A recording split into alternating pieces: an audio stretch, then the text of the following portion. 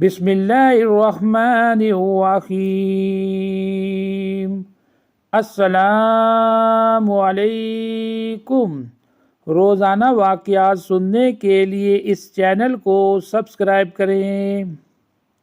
ایک مرتبہ ہمارے پیارے نبی صلی اللہ علیہ وسلم صحابہ کرام رضوان اللہ عنہم کو سنت سکھا رہے تھے کہ پانی ہمیشہ دیکھ کر پینا چاہیے اور 3 سانسوں میں پیو۔ اتفاق سے ایک یہودی بھی چھپ کر رسول اللہ صلی اللہ علیہ وسلم کی یہ باتیں سن رہا تھا۔ ہمارے پیارے نبی صلی اللہ علیہ وسلم پر ہماری جانیں، ہمارا مال، سب کچھ قربان۔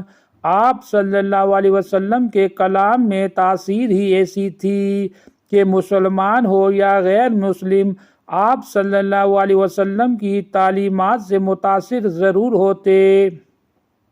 رات کو سوتے سوتے اس یہودی کو جو ہمارے پیارے نبی صلی اللہ علیہ وسلم کی باتیں سن رہا تھا، پیاس لگی، بہت زور کی پیاس محسوس ہوئی۔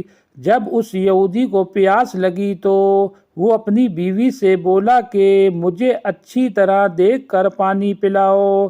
بیوی بولی، آپ کیسی باتیں کرتے ہیں، چراغ بجھا چکی ہوں، رات کا وقت ہے، کیا دیکھ کے پانی پلاؤں، ایسے ہی پی لیجئے، پانی تو صاف ستھرا ہوتا ہے گھر کا ہمارے۔ یہودی کو بڑا غصہ آیا، بیوی سے بولا کہ چراغ جلاؤ اور روشنی میں مجھے پانی دیکھ کر پلاؤ۔ بیوی بک جھک کرتی اٹھی، سمجھی کہ شوہر پاگل ہو گیا ہے۔